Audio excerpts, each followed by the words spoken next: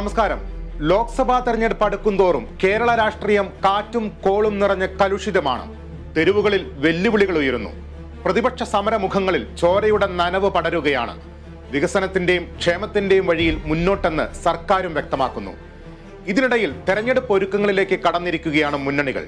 പ്രിയ പ്രേക്ഷകർക്ക് ഒരിക്കൽ കൂടി ആരാകും സ്ഥാനാർത്ഥി എന്ന പരിപാടിയിലേക്ക് സ്വാഗതം.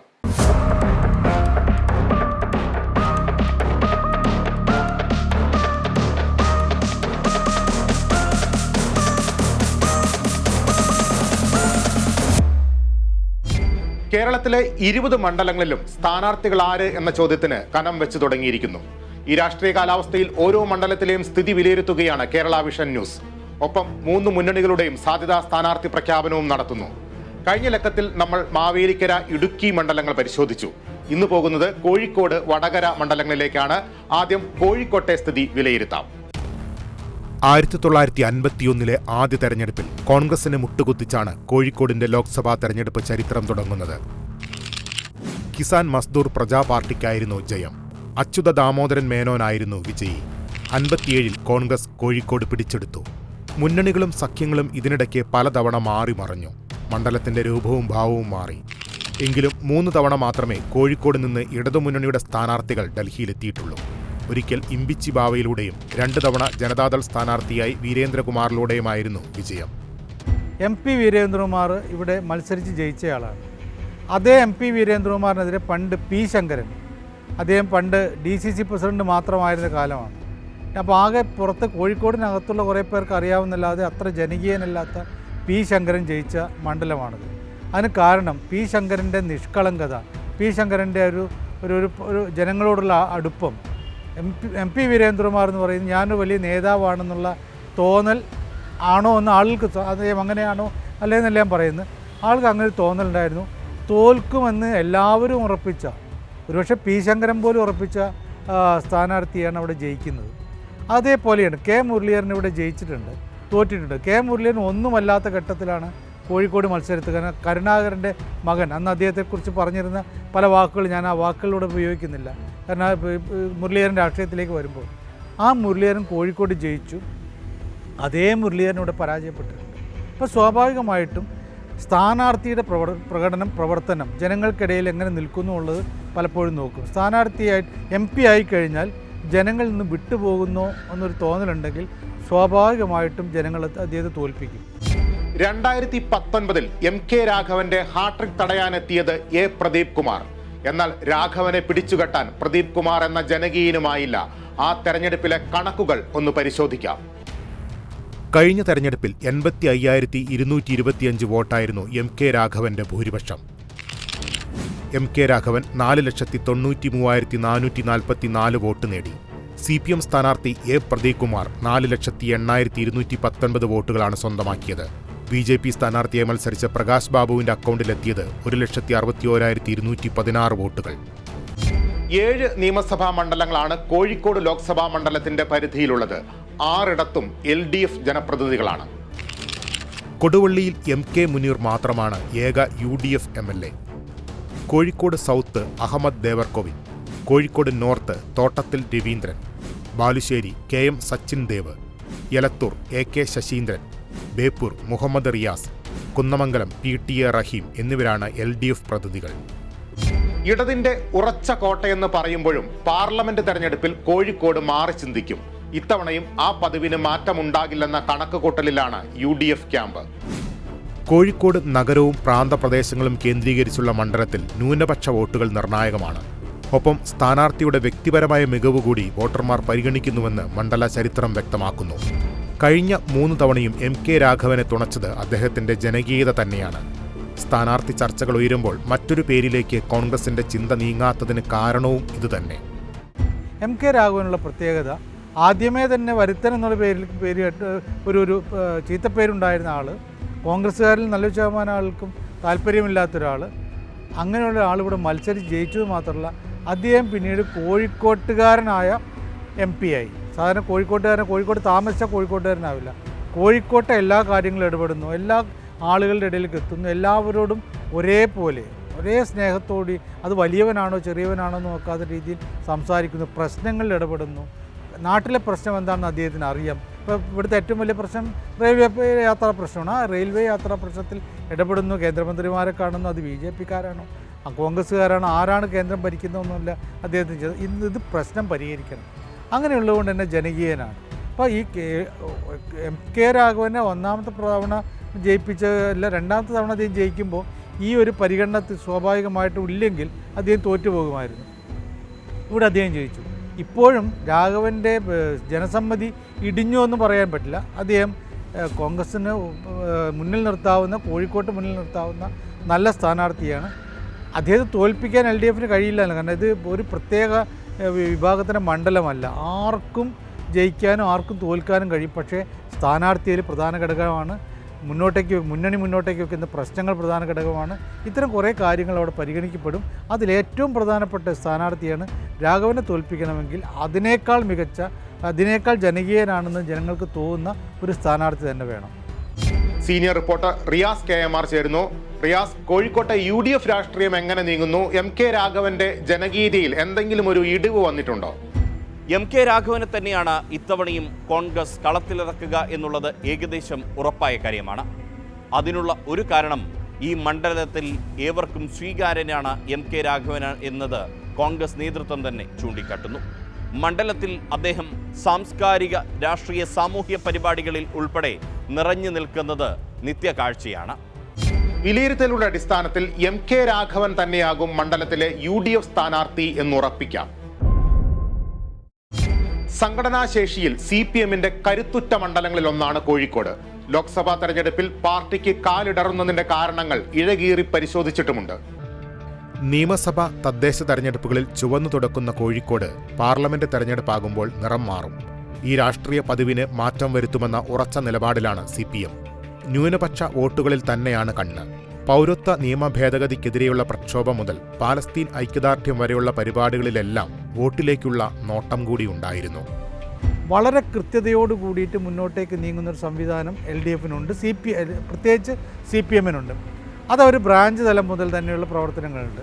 ആ പ്രവർത്തനം തുടങ്ങിയിട്ട് കുറേ നാളായിട്ടുള്ള കാര്യം എനിക്കറിയാം. കാരണം അവരുടെ ബ്രാഞ്ചുകളിലെ ചർച്ചകളും മറ്റു കാര്യങ്ങളൊക്കെ എങ്ങനെയാണ് ആദ്യം സ്ഥാനാർത്ഥി ആരും എന്നുള്ള എല്ലാവരും നോക്കുന്നത്. സ്ഥാനാർത്ഥി ഒരിക്കൽ പോലും ബ്രാഞ്ച് നിശ്ചയിക്കാറില്ല, ലോക്കൽ കമ്മിറ്റി നിശ്ചയിക്കാറില്ല, ഏരിയ കമ്മിറ്റി നിശ്ചയിക്കാറില്ല. അതൊക്കെ അതിലെന്തെങ്കിലും ഒരു അഭിപ്രായം പറയുന്നത് ജില്ലാ കമ്മിറ്റിയൊക്കെ ആയിരിക്കും. അത് ആര് സ്ഥാനാർത്ഥിയായാലും അപ്പോഴേക്കും സംവിധാനം കൃത്യമാക്കുക, സംവിധാനം മെച്ചപ്പെടുത്തുക, അണികളെ ഒരുക്കി നിർത്തുക എന്ന് പറയുന്ന ഒരു കാര്യത്തിൽ അവരിപ്പോൾ വളരെ മുന്നിലാണ്. ഇപ്പം എന്തെല്ലാം തരത്തിലുള്ള കാര്യങ്ങൾ സർക്കാരിനെതിരെ UDF കൊണ്ടുവന്നാലും അതിനൊക്കെ നേരിടുന്നതിൽ വളരെ നവകേരള സദസ്സ് പോലും ഉണ്ടാക്കുന്നത്, നവകേരള സദസ്സിന് ആളുകൂട്ടൽ എന്നതിനപ്പുറത്ത് ഇവിടെ ബ്രാഞ്ച് തലം മുതലുള്ള ആളുകൾ ഒരുങ്ങിയിരിക്കുന്നൊരവസ്ഥയിലേക്ക് സുസജ്ജരായിട്ടിരിക്കുന്നുണ്ട്.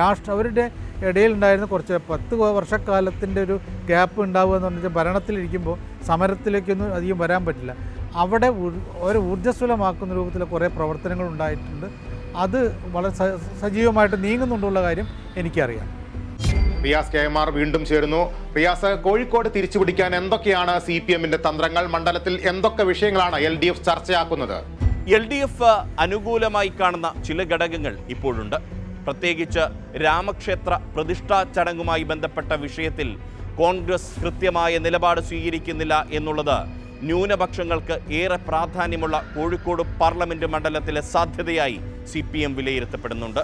കൂടാതെ പലസ്തീൻ വിഷയത്തിൽ കൃത്യമായ നിലപാട് തുടക്കത്തിൽ കോൺഗ്രസിന് എടുക്കാൻ സാധിച്ചില്ല എന്നുള്ളതും, ഏറെ വിവാദമായ ഹമാസ് വിരുദ്ധ പരാമർശം ശശി തരൂരിൻ്റെ ഭാഗത്തു നിന്നുമുണ്ടായത് കോഴിക്കോട് വെച്ചായിരുന്നു എന്നുള്ളതും CPIM അനുകൂല ഘടകമായി കാണുന്നു. ഒപ്പം സമസ്തയടക്കമുള്ള സാമുദായിക സംഘടനകളുമായി മുൻപത്തേക്കാൾ ഉപരി ഇപ്പോൾ സൗഹൃദത്തിൽ നീങ്ങാൻ സാധിക്കുന്നു എന്നുള്ളത് CPIMനെയും LDFനെയും സംബന്ധിച്ച് അനുകൂല ഘടകമാണ്. വിലയിരുത്തലുകളുടെ അടിസ്ഥാനത്തിൽ CPMന്റെ പരിഗണനയിലുള്ളത് 2 പേരുകളാണ്. മുതിർന്ന നേതാവ് എളവരം കരീമിനെയും DYFI നേതാവ് V വസീഫിനെയുമാണ് പാർട്ടി പരിഗണിക്കുന്നത്. BJPക്കും സംഘടനാപരമായി ശക്തിയുള്ള മണ്ഡലമാണ് കോഴിക്കോട്.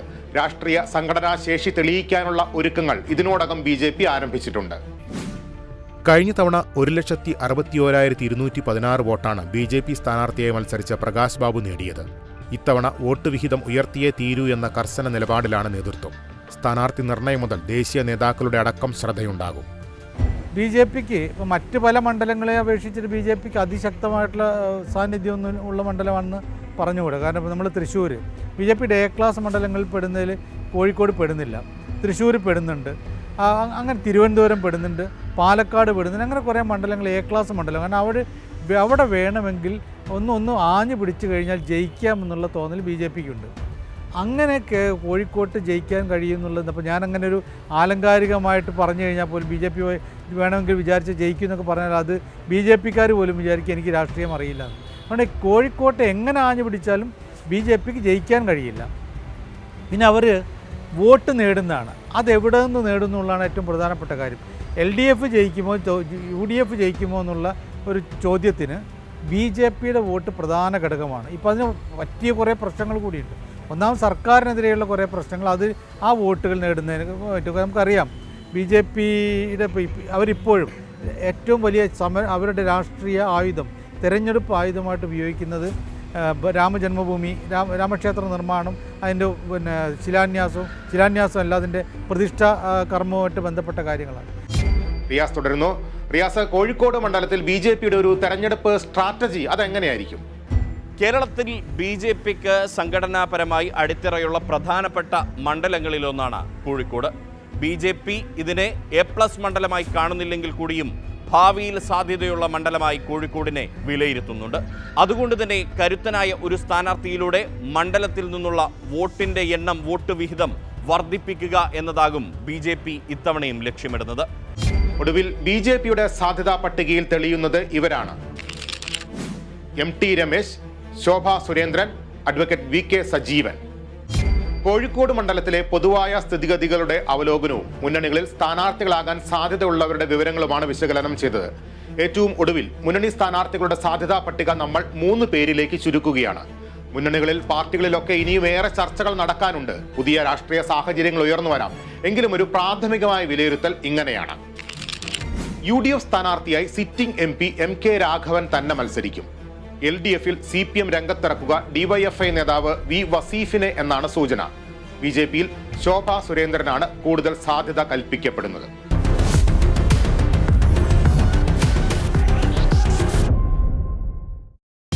കോഴിക്കോട് നിന്ന് നമ്മൾ പോകുന്നത് വടകരയിലേക്കാണ്. അടവുകളും ചുവടുകളും ഏറെ കണ്ട കടത്തനാടൻ മണ്ണിൽ തെരഞ്ഞെടുപ്പിന്റെ ആരവം കേട്ടു തുടങ്ങിയിരിക്കുന്നു. പോരാട്ടങ്ങളുടെ സമരഗാഥകൾ സിന്ദൂരം ചാർത്തുന്ന മണ്ണാണ് വടകരയുടേത്.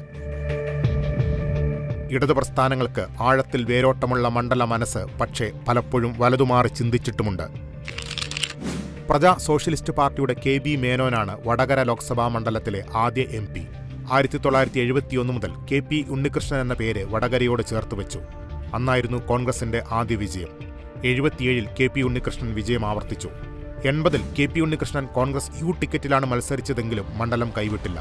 തുടർന്ന് 84 മുതൽ 91 വരെ നടന്ന 3 തെരഞ്ഞെടുപ്പുകളിലും അദ്ദേഹം കോൺഗ്രസ് എസിന്റെ സ്ഥാനാർത്ഥിയായി വിജയിച്ചു. കോൺഗ്രസിലേക്ക് മടങ്ങിയെത്തി 1996-ൽ UDF സ്ഥാനാർത്ഥിയെ മത്സരിച്ചെങ്കിലും വടകരക്കാർ കൈവിട്ടു. CPMന്റെ O ഭരതനെയാണ് മണ്ഡലം തുണച്ചത്. 98-ലും 99-ലും AK പ്രേമജത്തിന്റെ ഊഴം. 2004-ൽ P സതീദേവിയിലൂടെ CPM വിജയം ആവർത്തിച്ചു. പിന്നീട് 2009-ൽ മുല്ലപ്പള്ളി രാമചന്ദ്രനെ വിജയിപ്പിച്ചുകൊണ്ട് വടകര UDFന് അനുകൂലമായി വിധിയെഴുതി. ഈ വിജയം 2014-ലും ആവർത്തിച്ചു. കഴിഞ്ഞ ലോക്സഭാ തെരഞ്ഞെടുപ്പിൽ K മുരളീധരന്റെ സർപ്രൈസ് എൻട്രിയിലൂടെയാണ് വടകര ശ്രദ്ധാകേന്ദ്രമായത്. P ജയരാജൻ എന്ന CPMലെ കരുത്തനെ മലർത്തിയടിച്ച് K മുരളീധരൻ വടകരയെ UDFനോട് ചേർത്ത് നിർത്തി. ആ തെരഞ്ഞെടുപ്പിലെ കണക്കുകൾ ഒന്ന് നോക്കാം. 84,663 വോട്ടായിരുന്നു K മുരളീധരന്റെ ഭൂരിപക്ഷം. K മുരളീധരൻ 5,26,755, P ജയരാജൻ 4,42,092 എന്നിങ്ങനെയായിരുന്നു വോട്ടിംഗ് നില. BJP സ്ഥാനാർത്ഥിയായി മത്സരിച്ച VK സജീവന് 80,128 വോട്ടാണ് നേടാൻ കഴിഞ്ഞത്. 7 നിയമസഭാ മണ്ഡലങ്ങളാണ് വടകര ലോക്സഭാ മണ്ഡലത്തിന്റെ പരിധിയിലുള്ളത്. 6 ഇടത് പ്രതിനിധികൾ. വടകരയിൽ KK രമ മാത്രമാണ് ഏക UDF MLA. Thalassery AN Shamseer, Koothuparamba KP Mohanan, Kuttiadi KP കുഞ്ഞമദകുട്ടി, Nadapuram EK Vijayan, Koyilandy Kanathil Jameela, Perambra TP Ramakrishnan എന്നിവരാണ് ഇടത് പ്രതിനിധികൾ. വീണ്ടും ഒരു ലോക്സഭാ തെരഞ്ഞെടുപ്പിനൊരുങ്ങുമ്പോൾ വടകരയിൽ കോൺഗ്രസ് രാഷ്ട്രീയത്തിൽ ചില തിരയിളക്കങ്ങളുണ്ട്. സ്ഥാനാർത്ഥി ചർച്ചകൾ കൂടുതൽ പേരുകളിലേക്ക് പോകാതെ നോക്കാനാണ് നേതൃത്വം പക്ഷേ ശ്രമിക്കുന്നത്. സിറ്റിംഗ് എം പി കെ മുരളീധരന് സംസ്ഥാന രാഷ്ട്രീയത്തിലേക്ക് മടങ്ങണമെന്നുണ്ട്. ലോക്സഭാ തെരഞ്ഞെടുപ്പിൽ മത്സരിക്കാനില്ലെന്ന് അദ്ദേഹം നേരത്തെ സൂചിപ്പിച്ചിരുന്നു. എന്നാൽ ഹൈക്കമാൻഡ് അനുകൂലമല്ല. എന്തുകൊണ്ടാണ് കഴിഞ്ഞ തവണ മുരളീധരൻ അവിടെ മത്സരിക്കാമെന്ന് പറഞ്ഞാൽ അദ്ദേഹത്തിന് അറിയാം. ആ മണ്ഡലത്തിൻ്റെ ചായ്വ് എന്ന് പറഞ്ഞാൽ അവിടെയുള്ള RMPക്കാരുടെ പിന്തുണ, CPM-ൽ തന്നെ RMPയിലേക്ക് പോവാത്ത പല ആളുകൾക്കും ചെയ്തത് ശരിയായില്ല എന്നുള്ള ഒരു തോന്നലുണ്ടായിരുന്നു. പക്ഷേ ഇപ്പോഴത്തെ ഒരു അവസ്ഥയിൽ UDF-ന് നില അവിടെ അത്ര ഭദ്രമല്ല. കാരണം UDF അവിടെ കെട്ടുറപ്പോടു കൂടിയല്ല. RMPക്ക് പഴയൊരു പിന്തുണയുണ്ട്, ഈ തീരെ ഇല്ല എന്ന് പറയുന്നില്ല, ഉണ്ടെന്ന് പറയാം. ആവേശം, പിന്തുണയൊക്കെ ഉണ്ടാകാം, പക്ഷെ ആവേശമില്ല. അവിടെ CPM നല്ലൊരു സ്ഥാനാർത്ഥിയെയാണ് നിർത്തുന്നതെങ്കിൽ, അവർ കുറച്ചുകൂടി ജനകീയനായിട്ട് സ്ഥാനാർത്ഥി, പണ്ട് അവർ അവിടെ പ്രേമൻ ടീച്ചറെ നിർത്തിയിരുന്നു. അതേപോലെ ഇപ്പോൾ കഴിഞ്ഞ സതീദേവിയൊക്കെ നിർത്തുമ്പോൾ ഉണ്ടാകുന്ന പ്രശ്നം എന്ന് പറയുന്നത് സതീദേവി P. ജയരാജൻ്റെ സഹോദരിയാണെന്നുള്ള പ്രശ്നമുണ്ട്. അപ്പോൾ അതൊക്കെ ജയരാജനെതിരെയായിരുന്നു ഈ ചന്ദ്രശേഖരൻ്റെ പദവുമായി ബന്ധപ്പെട്ട UDF-ൻ്റെ ആരോപണങ്ങളൊന്ന്. അപ്പം അങ്ങനെയല്ലാതെ കുറേ കൂടി ജനകീയനായിട്ടുള്ള, കുറേ കൂടി സ്വീകാര്യനായിട്ടുള്ള ഒരാളെ അവിടെ നിർത്തുകയാണെങ്കിൽ സ്വാഭാവികമായിട്ടും വടകര LDF-ന് പ്രതീക്ഷിക്കാവുന്ന മണ്ഡലങ്ങളിലൊന്നാണ്. TP ചന്ദ്രശേഖരൻ പടുത്തുയർത്തിയ RMP ചവിട്ടി നിൽക്കുന്ന രാഷ്ട്രീയ നിലമാണ് വടകര. കാലം എത്ര കഴിഞ്ഞാലും ആ രക്തസാക്ഷിത്വം ഈ നാട്ടിൽ സൃഷ്ടിച്ചിട്ടുള്ള പ്രകമ്പനങ്ങൾ അവസാനിക്കില്ല. 2009 RMP പാർലമെന്റ് തെരഞ്ഞെടുപ്പിൽ ആദ്യമായി മത്സരിക്കുന്നത്. അന്ന് TP ചന്ദ്രശേഖരൻ നേടിയ 21,833 വോട്ടുകളാണ് CPM-ന്റെ അടിവേരിളക്കിയത്. തുടർന്ന് TPയുടെ കൊലപാതകത്തിന് ശേഷം 2014 നടന്ന തെരഞ്ഞെടുപ്പിലും CPM-ന് കാലിടറി. 2 തവണയും കോൺഗ്രസിലെ മുല്ലപ്പള്ളി രാമചന്ദ്രനാണ് വിജയം നേടിയത്. മുല്ലപ്പള്ളിയെ ജയിപ്പിക്കാൻ വേണ്ടിയിട്ടായിരുന്നില്ല കോൺഗ്രസ്സുകാരവിടെ മത്സരിപ്പിച്ചതെന്നുള്ള കാര്യം എനിക്കറിയാം. അവരെന്ത് പറഞ്ഞാൽ പോലും ആയിരുന്നില്ല. മുല്ലപ്പള്ളിക്ക് അവിടെ നിൽക്കാൻ ഒരു താല്പര്യവും ഉണ്ടായിരുന്നില്ല. ഞങ്ങൾ ജയിപ്പിച്ചു തരുമെന്ന് പറഞ്ഞുള്ള ലീഗിൻ്റെ ചില നേതാക്കന്മാരാണ്. അതിൽ പോലും അദ്ദേഹത്തിന് അത്ര വിശ്വാസം ഉണ്ടായിരുന്നു. പക്ഷേ അദ്ദേഹം വിശ്വസിച്ചത്, മത്സരിക്കാമെന്ന് അദ്ദേഹം ഉറപ്പിക്കുന്നതിന് പ്രധാനപ്പെട്ട കാരണങ്ങളൊന്ന് TP ചന്ദ്രശേഖരൻ്റെ ഉറപ്പായിരുന്നു.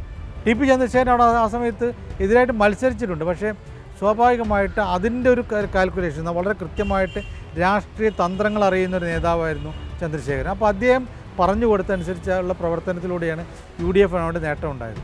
ചന്ദ്രശേഖരൻ്റെ മരണത്തിന് ശേഷം, അദ്ദേഹം കൊല ചെയ്യപ്പെട്ടതിന് ശേഷം ഉണ്ടാകുന്ന എന്ന് പറയുന്നത് അതിനേക്കാൾ കൂടുതൽ തീവ്രമായ, അതായത് ഒഞ്ചിയം സഖാക്കൾക്ക് അക്കാലത്തുണ്ടായിരുന്ന ഒഞ്ചിയത്തെ വിപ്ലവവും മറ്റു അവർക്ക് നേരെ ഉണ്ടായിട്ടുള്ള വെടിവെപ്പൊക്കെ ഇല്ല, അതുണ്ടാക്കിയതുപോലെ ഒരു വലിയ ഒരു വേദനയും പ്രശ്നങ്ങളും ഒക്കെ ഉണ്ടാക്കിയിട്ടുള്ളതാണ് ചന്ദ്രശേഖരൻ്റെ മരണം. ആ പ്രശ്നം സ്വാഭാവികമായിട്ട് അത് പിൽക്കാലത്ത് ഈ UDF-ന് തന്നെ ഈ മണ്ഡലം കിട്ടുന്ന രീതിയിലേക്ക് പോയി. സീനിയർ റിപ്പോർട്ടർ റിയാസ് KMR ഉണ്ട്. റിയാസ്, വടകരയിൽ UDF-ന് നില ഇപ്പോഴും ഭദ്രമെന്ന് പറയാമോ? RMPയുടെ പിന്തുണയിൽ തന്നെയാണോ പ്രതീക്ഷ? മുന്നണി ക്യാമ്പിലെ ആലോചനകൾ എങ്ങനെയാണ് നീങ്ങുന്നത്? കഴിഞ്ഞ തെരഞ്ഞെടുപ്പിലേതുപോലെ മണ്ഡലം നിലനിർത്തുക അത്ര ആയാസകരമായ കാര്യമായിരിക്കില്ല എന്ന് UDF-ന് അറിയാം.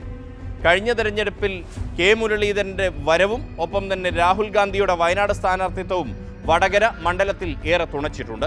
എന്നാൽ അന്നത്തെ സാഹചര്യം ഇപ്പോൾ വടകര മണ്ഡലത്തിൽ ഇല്ല എന്ന് തന്നെ പറയാം. ഒപ്പം തന്നെ RMPയുടെ സ്വാധീനവും വടകര മണ്ഡലത്തിൽ UDF-ന് അനുകൂലമായി കൂടുതൽ വോട്ടുകൾ സമാഹരിക്കാൻ സാധിച്ചു എന്നുള്ളത് എടുത്തു പറയേണ്ട കാര്യമാണ്. എന്നാൽ വടകര മണ്ഡലത്തിൽ ഇപ്പോൾ RMPക്ക് പഴയ സ്വാധീനമുണ്ടോ എന്നുള്ളത് പരിശോധിക്കപ്പെടേണ്ട കാര്യമാണെന്ന് രാഷ്ട്രീയ നിരീക്ഷകരും വിലയിരുത്തുന്നു. അതുകൊണ്ട് തന്നെ ഇത്തവണത്തെ ലോക്സഭാ തെരഞ്ഞെടുപ്പിൽ വടകര മണ്ഡലം നിലനിർത്തുക എന്നുള്ളത് UDF-ന് ഏറെ പ്രയാസകരമായ കാര്യങ്ങളായി മാറും. ഒപ്പം ന്യൂനപക്ഷങ്ങളുടെ നിലപാടും വടകരയെ സംബന്ധിച്ച് ഏറെ പ്രധാനമാണ്. മുസ്ലിം ലീഗിന് ഏറ്റവും കൂടുതൽ വോട്ട് ബാങ്കുള്ള ഒരു ലോക്സഭാ മണ്ഡലങ്ങളിൽ ഒന്നാണ് വടകര. അതുകൊണ്ട് തന്നെ മുസ്ലിം ലീഗിൻ്റെ തീരുമാനവും ന്യൂനപക്ഷ സമുദായങ്ങളുടെ നിലപാടുകളുമെല്ലാം ഈ തവണത്തെ തെരഞ്ഞെടുപ്പിൽ വടകരയുടെ ഫലത്തെ സ്വാധീനിക്കുമെന്നുള്ളതും ഉറപ്പാണ്. ഇതുവരെയുള്ള ഒരു സാഹചര്യം വിലയിരുത്തുമ്പോൾ വടകരയിൽ K. മുരളീധരൻ തന്നെ UDF സ്ഥാനാർത്ഥിയായി മത്സരിക്കുമെന്ന് ഏതാണ്ട് ഉറപ്പാണ്. ഇനി നമുക്ക് CPM-ലെ ആലോചനകൾ എങ്ങനെയെന്ന് നോക്കാം. എന്ത് വില കൊടുത്തും വടകര ചുവപ്പിക്കുക CPM-ന്റെ അഭിമാന പ്രശ്നമാണ്. RMPക്ക് പഴയ സ്വാധീനമില്ലെന്നാണ് CPM വിലയിരുത്തൽ. പാർട്ടിയുടെ സംഘടനാ ശേഷിക്കൊപ്പം സ്ഥാനാർത്ഥി നിർണയത്തിൽ കൂടി സൂക്ഷ്മത നിലനിർത്താനായാൽ ഇത്തവണ വടകര തിരിച്ചുപിടിക്കാമെന്നാണ് കണക്കുകൂട്ടൽ. മുല്ലപ്പള്ളി രാമചന്ദ്രനെ ഇപ്പോൾ ഒരാൾ ജയിച്ചത് അയാൾ ചോമ്പാലക്കാരനായതുകൊണ്ടും വടകരയിലെ ജനങ്ങൾ മുഴുവൻ മുല്ലപ്പള്ളി ഇഷ്ടപ്പെടുന്നതുകൊണ്ടൊന്നുമല്ല. അത് ഒരു LDF വിരുദ്ധത കൊണ്ട് മാത്രമാണ്. പക്ഷേ അതെന്തുകൊണ്ട് എന്ന് മനസ്സിലാക്കിയിട്ട് കാര്യങ്ങൾ മുന്നോട്ടേക്ക് കൊണ്ടുപോകും. ചിലപ്പോഴൊക്കെ തിരുത്തൽ കമ്മ്യൂണിസ്റ്റ് പാർട്ടിയിൽ വേണ്ടത് തെറ്റ് തിരുത്തൽ. ആ തെറ്റ് തിരുത്തൽ വേണ്ട രീതിയിൽ വടകരയിൽ രണ്ടാമതും നടന്നില്ല. മാത്രമല്ല അവിടെ ഒരു വേറൊരു തെറ്റിൻ്റെ ഒരു പ്രശ്നത്തിലേക്ക് ചൂണ്ടിക്കാണിക്കാവുന്ന വിധത്തിൽ ഈ ടി പി ചന്ദ്രശേഖരൻ നേതൃത്വം അറിഞ്ഞോ അറിയാതെയാണെങ്കിൽ പോലും ടി പി ചന്ദ്രശേഖരൻ്റെ വധമുണ്ടാകുന്നു. അതോടുകൂടിയിട്ട് അത് വലിയ ഒരു വികാരമായിട്ട് അവിടെയുള്ള പാർട്ടി സഖാക്കൾക്ക് പോലും തോന്നുന്നു. ചന്ദ്രശേഖരനെ കൊല ചെയ്തു എന്നുള്ള പ്രശ്നം വലിയ പ്രശ്നമാണ്. അത് പാർട്ടിയോട് വിരോധമായിട്ട് മാറിയിട്ടുണ്ട്. ഇപ്പോഴത്തെ ഒരവസ്ഥയിൽ പഴയ ആ ഒരു നിലപാട് കടുംപിടുത്തത്തിൽ നിന്ന് മാറിയിട്ടുണ്ട് എന്നാണ് ഞാൻ വിചാരിക്കുന്നത്. കുറേ കൂടി അവിടെ പാർട്ടി സംവിധാനം ശക്തമാക്കാൻ, പ്രത്യേകിച്ച് ഇപ്പോഴത്തെ പാർട്ടി ജില്ലാ സെക്രട്ടറി മോഹൻ മാഷയുടെ തട്ടകമാണ് ആ പ്രദേശം. അപ്പോൾ സ്വാഭാവികമായിട്ട് അവിടെ പാർട്ടി സംവിധാനം ശക്തമാക്കാനുള്ള ശ്രമം കുറച്ച് കാലമായിട്ട് തുടർന്നിട്ടുണ്ട്. UDF അത്ര ശക്തമല്ല. RMPക്ക് പഴയ ആവേശം, RMPയുടെ പ്രവർത്തകരിൽ പഴയ ആവേശവുമില്ല. അപ്പോൾ സ്വാഭാവികമായിട്ടും LDF അവിടെ ഒന്ന് ആഞ്ഞു പിടിച്ചാൽ ജയിക്കാവുന്നതാണ്. സംഘടനാ ശേഷി നോക്കിയാൽ CPMന് ഏറ്റവും കരുത്തുള്ള വടകരയിൽ കാലിടറുന്നതിന്റെ കാരണങ്ങൾ പാർട്ടി പലതവണ ഇഴകീറി പരിശോധിച്ചിട്ടുണ്ട്. ഇത്തവണ വടകരയിൽ CPM നേതൃത്വത്തിന്റെ മനസ്സിലിരിപ്പ് എന്താണെന്ന് റിയാസ് വിലയിരുത്തുന്നു. നിയമസഭാ തെരഞ്ഞെടുപ്പിലെ വോട്ട് വിഹിതത്തിലാണ് LDF പ്രതീക്ഷയർപ്പിക്കുന്നത്. KK ശൈലജയെ പോലെ രാഷ്ട്രീയത്തിനതീതമായി ജനകീയതയുള്ള ഒരു നേതാവിനെ കളത്തിലിറക്കി ഇത്തവണ വടകര മണ്ഡലം പിടിക്കുക എന്നുള്ളതാണ് LDF ലക്ഷ്യമിടുന്നത്. CPMൽ സംഘടനാപരമായ ചർച്ചകൾ ആരംഭിച്ചിട്ട് പോലുമില്ല. എങ്കിലും ഇപ്പോൾ പറഞ്ഞു കേൾക്കുന്നത് ഇവരുടെ പേരുകളാണ്. 1 KK ശൈലജ, 2 DYFI നേതാവ് SK സജീഷ്, 3 മാധ്യമപ്രവർത്തകൻ MV നികേഷ് കുമാർ. വടകരയിലെ ചില മേഖലകളിൽ BJPക്ക് രാഷ്ട്രീയ സ്വാധീനമുണ്ട്. എന്താണ് അവരുടെ പ്രതീക്ഷകളെന്ന് നോക്കാം. രാമക്ഷേത്ര നിർമ്മാണം അവർ വലിയൊരു ആയുധമായിട്ട്, തെരഞ്ഞെടുപ്പിൻ്റെ ആയുധമായിട്ട് എടുക്കുന്നുണ്ട്. അതുകൊണ്ടാണ് CPI ഒക്കെ പങ്കെടുക്കില്ല, ആ രാമക്ഷേത്രത്തിൻ്റെ പ്രതിഷ്ഠാ കർമ്മത്തിൽ പങ്കെടുക്കില്ല എന്ന് പറഞ്ഞ ഉടൻ തന്നെ ഇവിടെ സുരേന്ദ്രൻ ഉൾപ്പെടെയുള്ള ആളുകൾ പറഞ്ഞു ഹിന്ദുത്വ വിരോധികളാണ് ഇവർ ഭൂരിപക്ഷ സമുദായത്തിനെതിരാണെന്നൊക്കെ പറഞ്ഞു. അങ്ങനെ പരമാവധി ഹിന്ദു താല്പര്യം ഉണ്ടാക്കിയെടുക്കാൻ, ഹിന്ദുത്വ ബോധം ഉണ്ടാക്കിയെടുക്കാൻ, അത് വോട്ടാക്കി മാറ്റാനുള്ള ശ്രമം അവർ നടത്തിക്കൊണ്ടിരിക്കുന്നു. ഇതൊക്കെ ആണെങ്കിൽ പോലും വടകര മണ്ഡലം അവർ പ്രതീക്ഷിക്കുന്നില്ല എന്നുള്ള കാര്യം ഉറപ്പാണ്. അതെങ്ങനെയാണെങ്കിൽ എത്ര അത്ഭുതം സൃഷ്ടിക്കണമെങ്കിൽ ഒന്നുകിൽ നരേന്ദ്രമോദിയെപ്പോലുള്ള ഒരാളെ മത്സരിക്കും, അപ്പോഴൊക്കെയാണ് നമുക്കിത് ഈ മാറ്റം ഉണ്ടാവുമെന്ന് പറയാം. അങ്ങനെയുള്ള ഒരാളും മത്സരിക്കാത്തിടത്തോളം ഇപ്പോൾ സാക്ഷാൽ സുരേഷ് ഗോപി തൃശ്ശൂരിന് പകരം ഞാൻ എവിടെയും മത്സരിക്കുമെന്ന് പറഞ്ഞു. അത് അദ്ദേഹം വടകരയിൽ മത്സരിച്ചാൽ ഒരു സാധ്യതയും കുറവ്. തൃശ്ശൂർ പിന്നെയും അദ്ദേഹത്തിന് എന്തെങ്കിലുമൊക്കെ രീതിയിൽ പ്രതീക്ഷിക്കാവുന്നതാണ്. ആ സാധ്യത വടകരയിൽ തീരെയില്ല. യുവമോർച്ച സംസ്ഥാന അധ്യക്ഷൻ CR പ്രഫുൽ കൃഷ്ണ, BJP സംസ്ഥാന secretary advocate KP Prakash Babu, Kozhikode മേഖലാ പ്രസിഡന്റ് TP ജയചന്ദ്രൻ എന്നിവരാണ് BJPയുടെ പരിഗണനാ പട്ടികയിലുള്ളത്. വടകര മണ്ഡലത്തിലെ പൊതുവായ രാഷ്ട്രീയ സ്ഥിതിഗതികളുടെ അവലോകനവും മുന്നണികളിൽ സ്ഥാനാർത്ഥികളാകാൻ സാധ്യതയുള്ളവരുടെ വിവരങ്ങളുമാണ് നമ്മൾ വിശകലനം ചെയ്തത്. ഇതിന്റെ അടിസ്ഥാനത്തിൽ 3 മുന്നണികളുടെയും സാധ്യതാ സ്ഥാനാർത്ഥി പട്ടിക പ്രഖ്യാപിക്കുകയാണ്. ഓർക്കുക, ഇത് പ്രാഥമികമായ ഒരു വിലയിരുത്തൽ മാത്രമാണ്. ഇനിയും ഏറെ ചർച്ചകൾ നടക്കാനുണ്ട്. അത്തരം ഘട്ടങ്ങളിൽ പുതിയ ചിന്തകളിലേക്ക് നേതൃത്വം കടന്നേക്കാം. എങ്കിലും ഏറ്റവും ഒടുവിൽ നമ്മുടെ സാധ്യതാ സ്ഥാനാർത്ഥി പ്രഖ്യാപനം ഇങ്ങനെയാണ്. UDF സ്ഥാനാർത്ഥിയായി സിറ്റിംഗ് MP K മുരളീധരൻ തന്നെ മത്സരിക്കും. LDFൽ KK ശൈലജയെ CPM രംഗത്തിറക്കുമെന്നാണ് സൂചന. BJP സ്ഥാനാർത്ഥിയായി CR പ്രഫുൽ കൃഷ്ണ മത്സരിച്ചേക്കും. ആരാകും സ്ഥാനാർത്ഥിയുടെ ഈ ലക്കം ഇവിടെ പൂർണ്ണമാകുന്നു. മറ്റ് മണ്ഡലങ്ങളിലെ വിശേഷങ്ങളുമായി വീണ്ടും കാണാം. നന്ദി, നമസ്കാരം.